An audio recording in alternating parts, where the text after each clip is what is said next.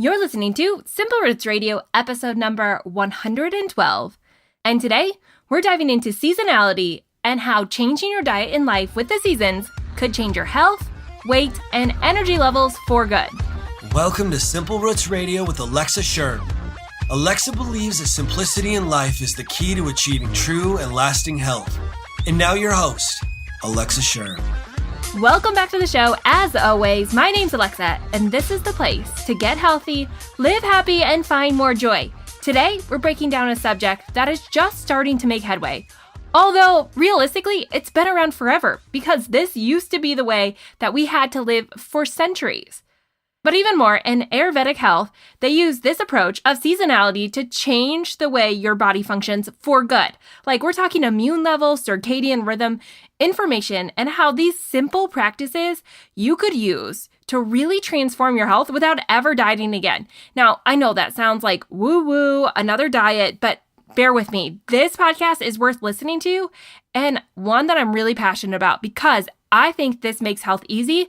And not only that, but it helps make it unique to you. And that's exactly what health is. It's not a boxed approach. It's not a one-size-fits-all kind of thing. It really has to work for you. And I think this is exactly what can make that happen. So today we're going to talk about seasonality, what that means for your body, and not just buying what's in season, but how changing your routines and your rhythms of life based on the seasons could change your mood, your energy levels, your weight, and so much more. So stay tuned to listen to that. But before we get into today's show, I wanted to thank our sponsor for the show, Teami. Teami is an all-natural tea company on a mission to not just tell people about change, but to help make change happen. I love this company and what they can do. You may also know how much I love tea, which means adding Teami to my daily life was just easy. Plus, they are really fantastic teas.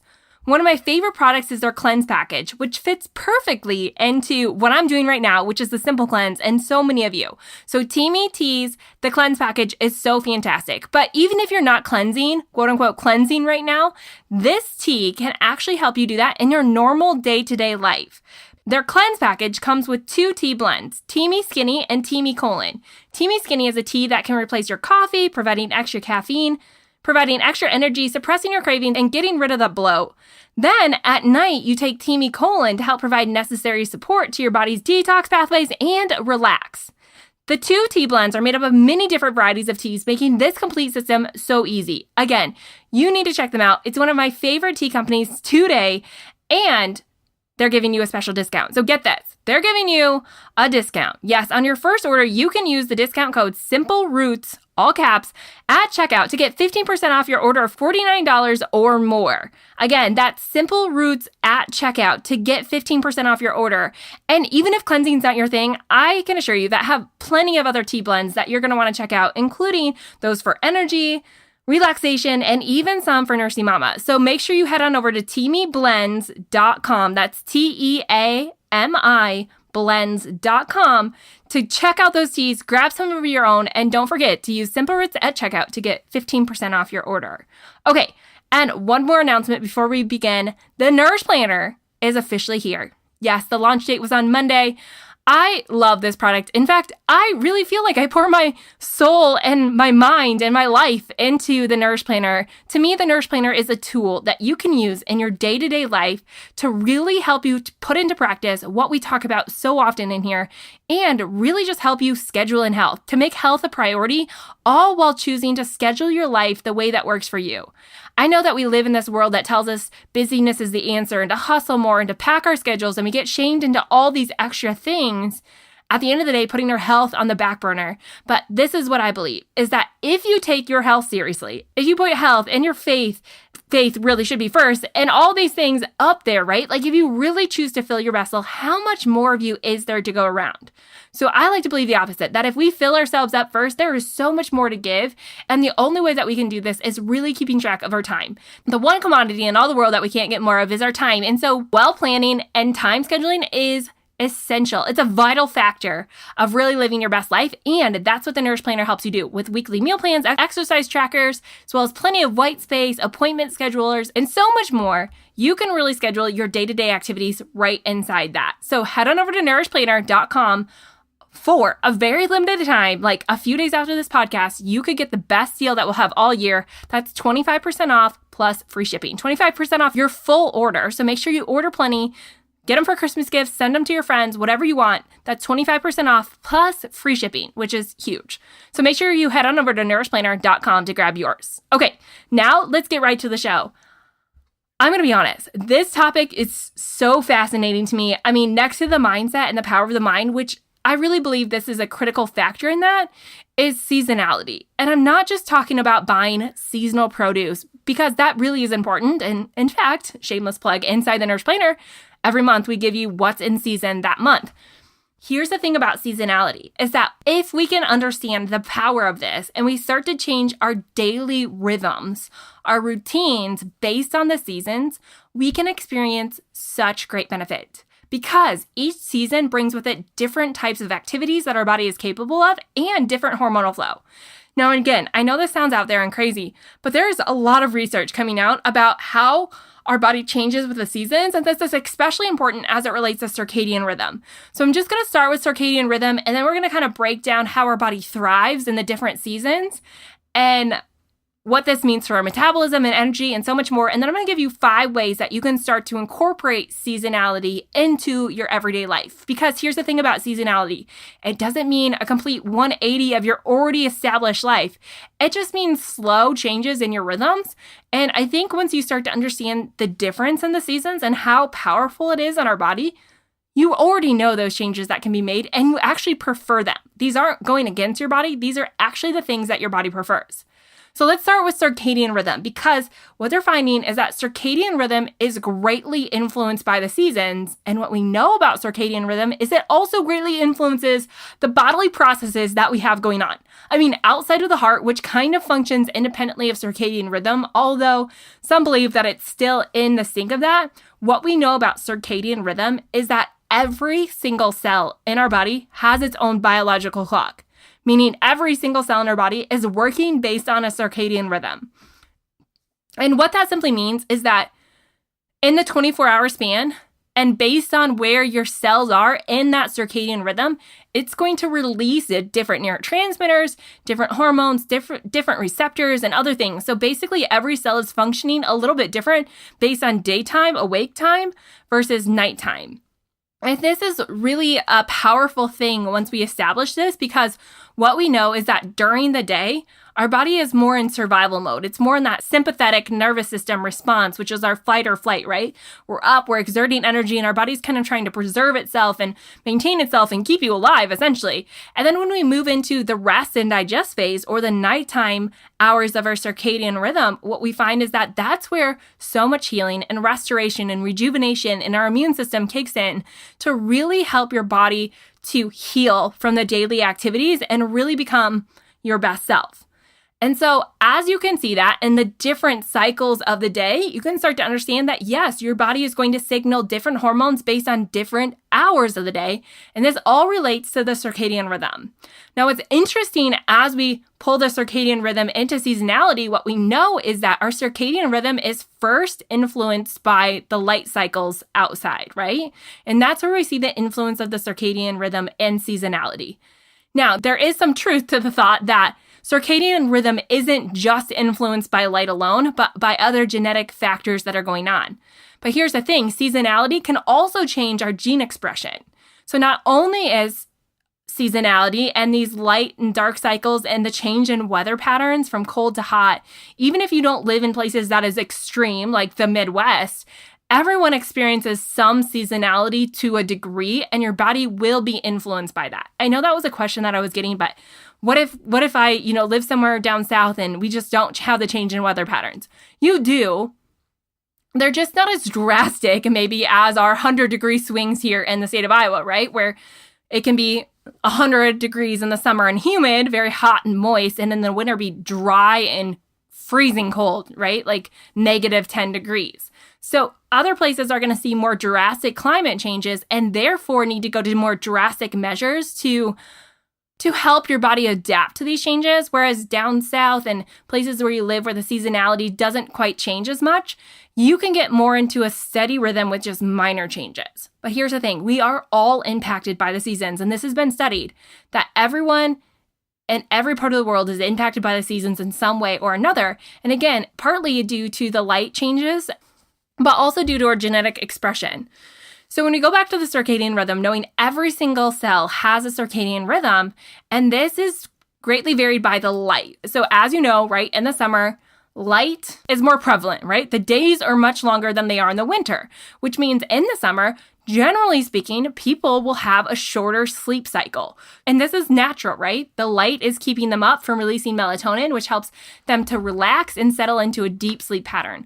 On the other hand, in winter, when it gets light so early, what they're finding is that people extend their sleep cycles. Like we go more into a hibernation pattern where we need more rest and sleep, and therefore our body will crave that. So there's one change in seasonality, but when we get into genetic expression, what they're also finding and how that relates to our circadian rhythm and how our hormones are released and all these other neurotransmitters is that our exposure to cold and heat also changes how our genes are expressed, which we know, right? Like in the wintertime, when you feel that chill hit your body, right? You'll start sending out signals to have goosebumps, to shiver, and to warm yourself up. Those are all means for your body to protect itself, to survive. So all of these genetic expressions have to do with survival. Even though, yes, we have winter coats and blankets, and more than likely, most of us are not going to die of hypothermia, the reality is that our body will do anything to maintain homeostasis. And that means maintaining the average in your body, right? The normal in your body. That even goes for temperature. Same thing goes in the summer. When it's so hot outside, you can start sweating to cool yourself down. And what this is doing is it's changing your gene expression. So you're adapting to the temperature, just like you're adapting to the light cycles. But that means this is the critical point. Whatever you're doing, consistency and doing it over and over, day in and day out, is actually a huge detriment to your body for more than one reason, right? But the main reason is that it goes completely against the cycles of the body. Now, I talk a lot about cycles and diet cycling and menstrual cycling, but here's the thing, seasonality cycling is the same thing. Like once you get into these cycles and you start to see these patterns, you can really start to listen to your body more. So there is true value in cycling with the seasons. And it doesn't have to be big, grand things, but it really can change your body from going to the space of working against it to working with it. So let me give you a few examples of how this works. So come January 1st, or even now, people want to be healthy before the holidays. Come January 1st, everyone wants to be healthy. And so what we know, or what we believe to be true, is that healthy foods often look like salads and smoothies and cold foods, cold, crisp, light foods, which is true. There's a lot of health value to those. But eating cold, crisp, light foods in the winter when your body is already cold and dry actually puts a stress on the body. So not only is your body working to do all these functions to warm itself up and to keep it moist, but now all the food that you're eating is really working against what it needs most. And what it needs most in the winter is warmth and moisture and density. So rather than eating cold, crisp foods, what happens when we do that is that we're left unsatisfied. Our hunger cravings actually go through the roof. So if you're eating a lot of these things, what will happen in the winter is the main signals that your body will signal for in the winter is salty, sweet, and sour. And the reason it does these is like salty foods, right? For instance, in the winter when our bodies are dry, salt actually helps the body to be hydrated. So your body will crave saltiness as a means to hydrate or moisturize the body. Not only that, but salt helps to transfer other minerals to the deep places of our cells. So salt is really important. And one of the reasons you crave that so much more in the wintertime is because your body is already dry and it's craving more moisture. Then why do we crave sugar, right? It's because our body needs energy in the winter. It needs energy to do all these processes of healing and restoration. And really that time for the winter is for our body to heal itself. And in order to do that, you need nutrients. And if you're not providing enough nutrients in all these light, dry, cold foods, your body's going to start craving sugar because often sugar is related to energy, but even more than that, warm, comforting foods. So your body signals all these cravings at different times throughout the year. Why most people struggle with cravings more in the wintertime, especially around the holidays, is because your body actually needs that. The opposite goes in the summer. When it's so hot outside, the worst thing that you could probably eat is soup. I mean, it doesn't even sound appetizing. And it's harder to force yourself to eat soup when it's hot outside than it is to eat salad when it's cold outside. But soup and these warm, heavy foods in the summertime really are a drag. They can make you not feel good and not process them as well. And that's because your body's trying to cool itself down. It wants the cool, dry, crisp foods because that's what your body needs. So when we look at seasonality and how our temperature and our environment is and how our body actually naturally is in those different seasons, we want to provide the opposite for that. And that's just to help the body out. Again, I think so often dieting has become, how can we force our body into submission? But really what we need to know is that once we start working with our body and providing what it needs, it actually wants to be healthier more than we could ever imagine. And so energy and weight loss and healthy metabolism all come with that. So that's just a little example. The same thing goes with lifestyle practices. So this just isn't limited to our diet, but our lifestyle practices are the same way. Like, what happens when it gets cold outside and dark and it's damp? What do you want to do, right? You want to curl up on a couch with a good book and you want to stay warm and you kind of want to go under the covers and sit in front of a fire. Like, you do all these things and everything to warm your body up sounds really, really awesome. On the other hand, in the summertime, what do you do to cool down? You want to go to the pool, right? You want to stand in front of a fan. You want to dry yourself out and cool yourself down. So we crave the seasonality, but we have to allow ourselves to do that. And I think that's one of the biggest factors against us today is believing that we have to do the same thing day in and day out and really working against the seasonality of our body. Because eating a bunch of cold food in the winter is going to do nothing for your body except make it stressed and crave all the things. The same thing goes in the winter, right? Like, if you're trying to work late at night, like, your body is more prone to stress in the wintertime than in the summertime, where we can handle more stress. Again, we can see all this stuff. Like, this isn't rocket science, right? Once you start to recognize that there is seasonality to life and patterns in it, then you can start to see, oh yeah, now I can see how I can easily incorporate those foods into my regimen now based on trying to eat salads every day for lunch. Or maybe this is the season to quit my smoothie because it's cooling my body down when my body really needs some kind of warmth.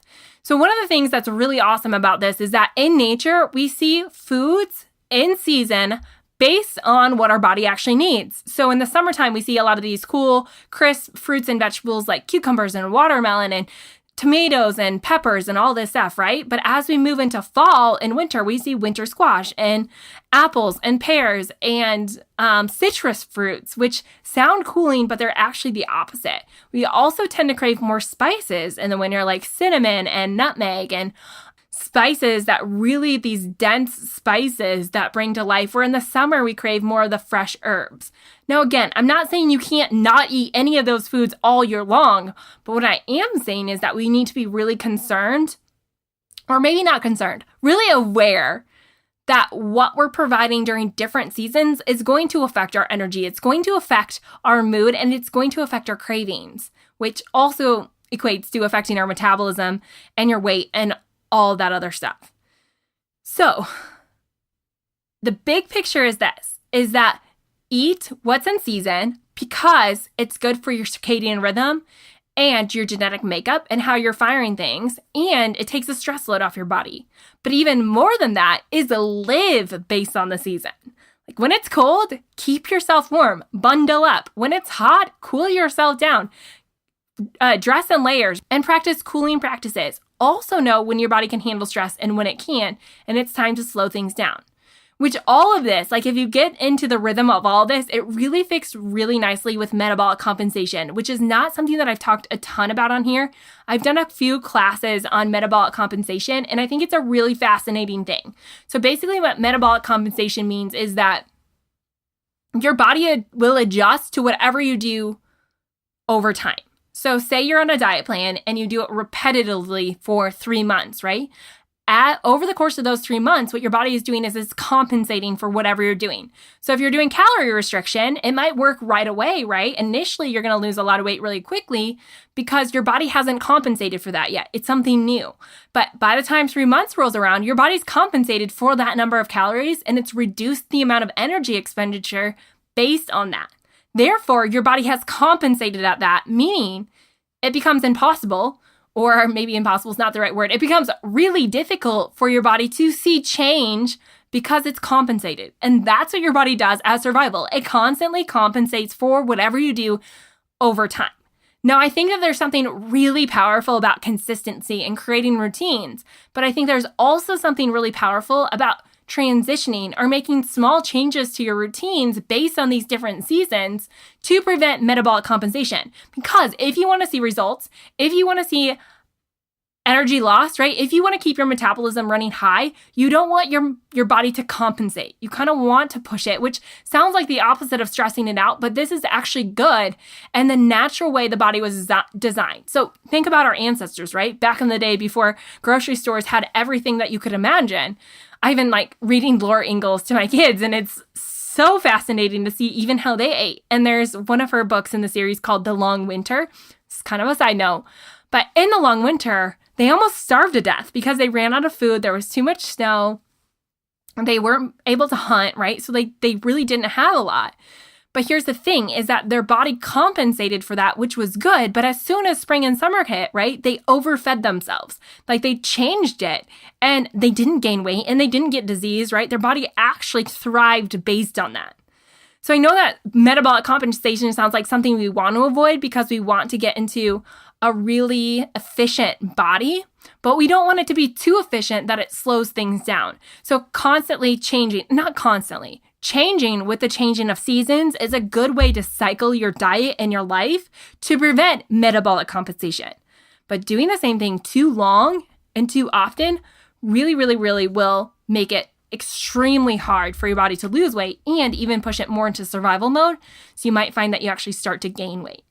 So that's, again, where seasonality can come in. It's not only going to help with your circadian rhythm, but your stress levels. It's going to help how your hormones flow. So one of the things that I found in my own life, especially in the winter months, is that I continue to push myself hard, right? I remember even having smoothies and a lot of cold foods in the wintertime for a long time and really just feeling lack of energy. Not only that, but I found myself getting sick more often. And here's the reason why, is that when your body is already cold and then you consume a bunch of cold food and a cold water, your body has to heat all of that up. It has to work. So it's going to put its energy into digesting things and trying to decrease the stress load that you're putting on your body, which then creates a deprivation in nutrients, so you're not as nourished as you could be, and it prevents your energy from being in your immune system and restoring other things. So it really does change how your body functions.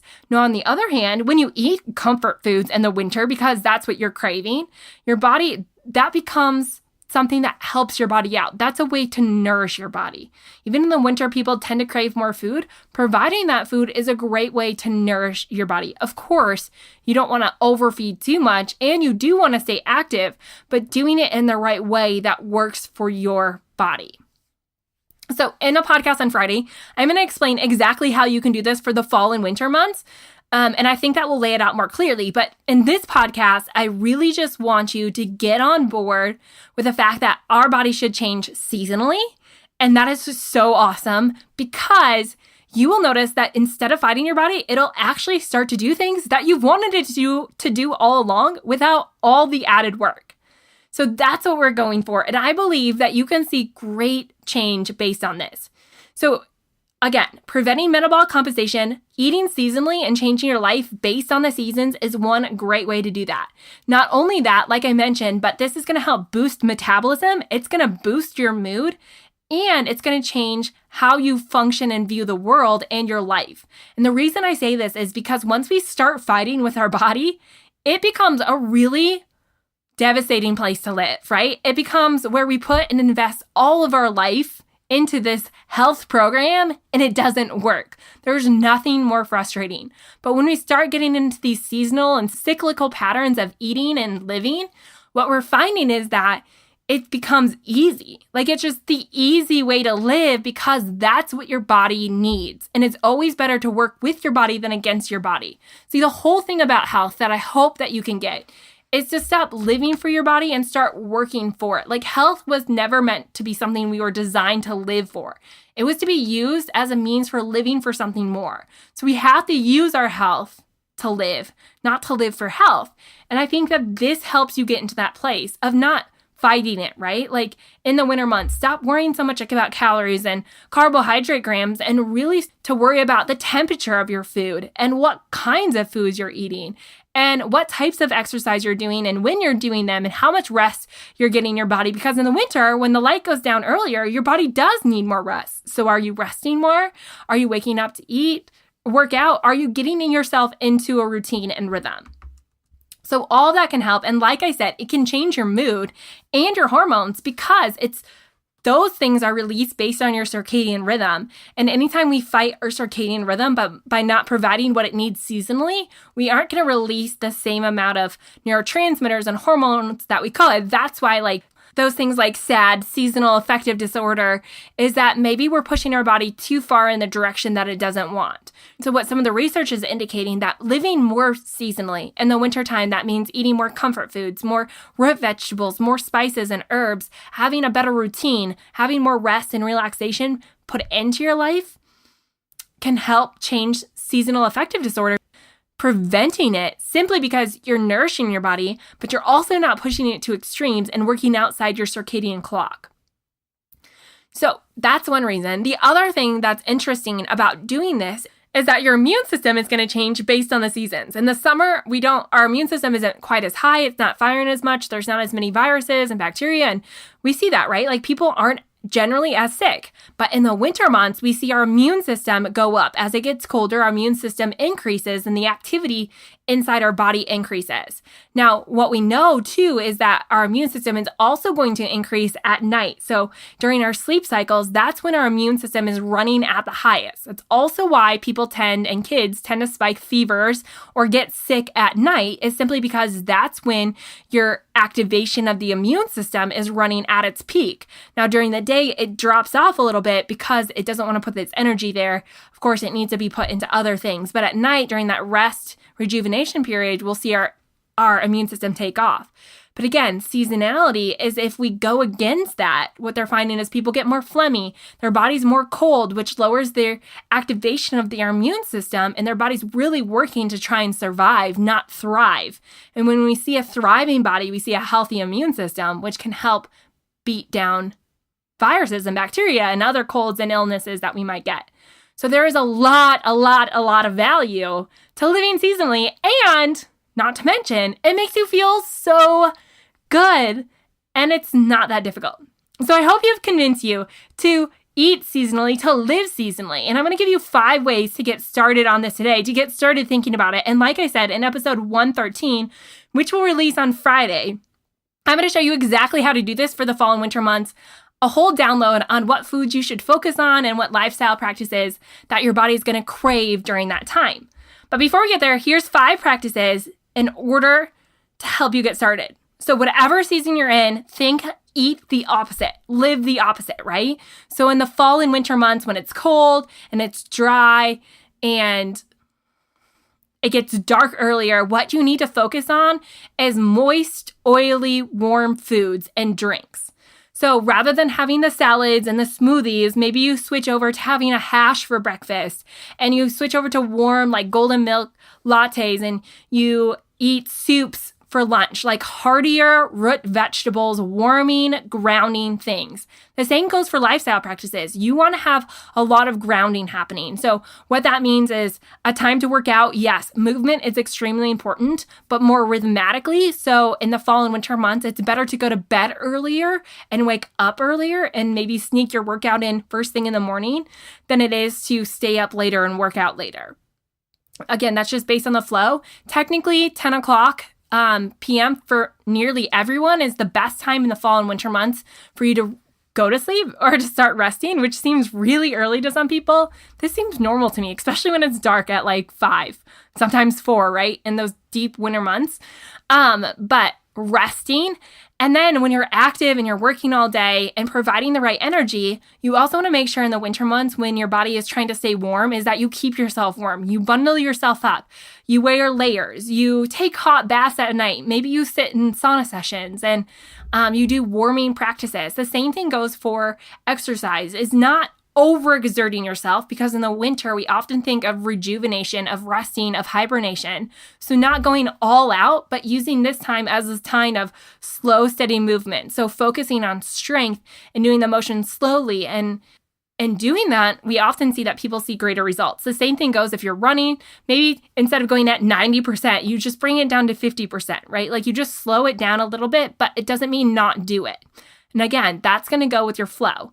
Anytime you get outside of this, right? Like if you're going to do intense training or you're trying to lose a whole bunch of weight in the winter, you're really working against what your body is trying to do, and that's protect itself. So once you get yourself out of this, it can create kind of chaos inside your body, can decrease your neurotransmitters, throw off your hormones. So it can make you moody and upset and anxious, and it can upset your digestive system. In the wintertime, it's hard to digest raw foods, raw cold foods. Your body is going to, if you're going to consume a lot of those, of course it's going to upset your GI system and cause bloating. So sticking with more of the warmed, cooked, mushy, oily foods is going to help. And what I mean by oily, of course, is like real butter, ghee, olive oil, avocado oil. Even sesame oil is supposed to be a really great grounding oil for the winter. So that's kind of what I'm talking about, is that once we start working with our body, we can see great change. And then in the summer, of course, we can handle more intense activity. Our body is ramped up. It's been rested and rejuvenated. And so we can handle a lot more stress in the summertime. And our circadian clock is shorter. Therefore, we have more energy to exert during the daytime hours. But coming up this winter, I will express that your body needs that energy to heal and restore. And it can be a really, really, really great time. I know we think of the dark winter days as hard and long and sad, but they can be really impactful and really healing and restorative and bring you a lot of life. But we have to do this well. So you know if your body's off, right? You know if your body's off the seasons based on how you feel. If you're feeling sluggish, if you're feeling anxious. And trust me, I've had so many anxious days, and that's why I'm taking this seriously, is starting to prepare my body for winter and adding more of these things in. And if your body is bloated and you just feel more tired and you can't, you're just kind of off altogether, once you start incorporating more of these cyclical patterns, you will see more ease. So do this with me. But that's number one. So eat opposite of the season. Number two is establish a routine. So I know that routines across the board are extremely important and something that we should all be focusing on. And it's not, again, that you have to completely flip your routine upside down. It's just looking at the routine you have established and starting to implement more of these practices based on the season. So for me, I know it means, putting my work away a little bit earlier at night and doing more reading so I can get in bed by 9:30 or 10. Means waking up and getting my workout done first thing in the morning and taking hot baths and hot showers and wearing layers and eating more hashes and soups and comfort foods. And it also means being willing to slow down a little bit, slow down my workouts, and really just focus on filling myself back up. So establishing a routine, again, it's making tweaks inside your already established routine. This by no means is supposed to flip things on its head, but just help you start to see little areas in your life that can have a big impact. Number three is to listen to your body. So observe your cravings, observe your mood and your sexual drive and every biofeedback marker you have going on, your thirst, right? In the winter months, when it's dry out, and if your body's too dry, you're going to be thirsty all the time. So starting to see ways that you can quench that thirst and provide more moisture for your body. The same thing goes with cravings. Like if you have an intense sugar cravings, ask yourself why. Maybe you're not eating enough carbs. Maybe you're not eating enough altogether. Maybe you're having too many cold foods and your body needs something warm. So listen to your body, observe those things. Don't look at them as negative, but helpful. Our cravings, our biofeedback markers can be our greatest asset in our body because those are the signals, and that's how we learn what our body needs and what's best for it. When I say that we're all unique, we are all unique.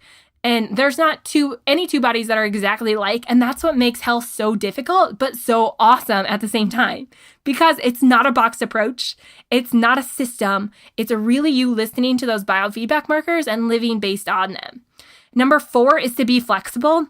Again, I know we get stuck into thinking that there's only one way and I have to be Whole30, I have to be paleo, I have to be keto. All of those can be great and valuable and beneficial and great foundations. None of them will work long term. And I say that because every season changes. We're constantly in different seasons of life, of different seasons in our environment, of different seasons in our cycle. And so we have to learn to be flexible, to use those things as foundations, but not the end all be all. Having your life revolve around these things is never how we were intended. And eventually in time, it will fail you. And so rather than going down that stream of disappointment, why not use what you already know has worked well and start to change it based on the season? Start to change it based on what your body is telling you and start to work on something that's unique to you. So being flexible, being willing to change with the season, even though you have like a good rhythm going, it's just small changes. And as these transition months happen, that's great times to just slowly start adding them in, right? So like maybe in September, raw apples are great, and even into October, but as soon as it starts getting cold, maybe you start to heat up those apples. You have baked apples, you add some spices to them. So it's just like little changes into your daily diet and even into your life. Maybe in September, those are your best hard running months. But as the winter gets, or as the temperatures get colder, maybe your muscles tighten up a little bit and you go to run walking. Just changing these things into your life. And that means you have to be flexible. And then tip number 5 is let it entice you. Let this excite you. Because there's one thing that I know to be true is that when we get bored, when things get stagnant and we don't see change, we're more than likely bound to hop on a junk food train, hop on a junk food soul train, right? Like hop on all these things that aren't great for us because that's what's easy. That's what's enticing. That's what the world tells us is going to make us happy. But what we know is going to make us happy is living true to who we are and what we believe. And that means living true to our bodies, and our bodies are always going to change seasonally, no matter where you live. This is happening. So I want you to be aware of all this week as we go throughout this. Come back next episode for the 113th episode, where I'm going to break this down more specific to winter and give you a guide on how exactly you can do this. But really, that is my hope. I think there's huge power in seasonality. It has captured my mind the last few months, especially as we talk about mental health and seeing the change in mental health as we change throughout the seasons. I mean, everything is seasonal, right? Like our environment is seasonal. The trees drop their leaves to get ready for winter. The animals go into hibernation. Like we are the only species on the face of the earth who doesn't tend to do things cyclically like everything else. But there is true power in that. And that's how we used to live. Now that we have luxuries that we don't have to, it's actually been a huge detriment. We see a lot more disease processes. And some people think it's just because we're living so outside of our norm, so outside of our circadian rhythm, which are linking back to inflammation and immune systems going awry and disease, right? All over the place. Is that once we start syncing with our circadian rhythm and our genetic expression, we can really see powerful change. So that's my hope, is that you are enticed, that you are excited to try this winter, to kind of let go of everything else that you've done, to know what's worked well and use that as a foundation, but to really open up your mind to be able to build on this. So like I said, episode 113, I'm going to get into specifics about this to really help you out there.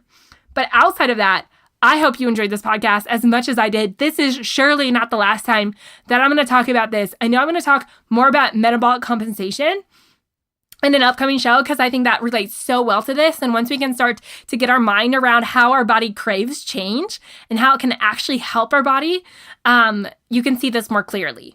So thank you so much for tuning in to another episode of Simple Roots Radio. I so appreciate it. If you like this episode, make sure you share it with your friends. Get them on board as we're going into the fall and winter months. I can't wait to share with you practical everyday steps that you can take coming out this Friday to help you take those steps. As always, if you want all the information and be the first to hear that episode, make sure you go to iTunes, subscribe to my show. You can find it at simplerootsradio.com. And while you're there, if you've loved the show, I would love a rating and review. This is actually what makes the podcast go around, and it helps other people who wouldn't otherwise find it to find it and use it and really benefit from it, because that's what we're after. So to find me on iTunes or to leave a rating and review, you can find me at Simple Roots Radio or go to simplerootswellness.com/review. Also, while you're on Simple Roots Wellness, make sure you sign up for my newsletter where I share more of my everyday life. I give you more tips and tricks, and you can get all the free downloads that I'm talking about, so you're sure to never miss it. I am changing the format of that. I know emails are overwhelming and people are getting way too many, so I'm going to a once a week email that will come out on Sundays, and it will have lots of pictures and less words. So stay tuned for that. But in the meantime, I thank you so much for tuning in, for being here and being loyal, and for sticking around. I thank you so much, and I hope and I pray that every single episode benefits you in some way and helps open your eyes to what realistic health could be. So thanks for tuning in. Don't forget, you can always email me at alexa@simplerootswellness.com to give me more ideas, guests that you'd like to see on the show, and anything that you have questions about or want to learn more about. Send that over because I love to interact with you. And don't forget to follow me on Instagram at Alexa Sherm or Facebook at Simple Roots Wellness. Okay, that's it for seasonality. Don't forget to head to teamyblends.com, use the code SimpleRoots for 15% off, and then grab your Nourish Planner before the best sale of the year ends, coming this Sunday, so not long. Okay, that's it for now. I will be back here Friday with more information, but in the meantime, let this start to sink in. Take those 5 practices and start to work them through in your life and see if you notice already changes that are happening. Okay, I can't wait to hear from you. I'll be back on Friday. Have a great rest of the week.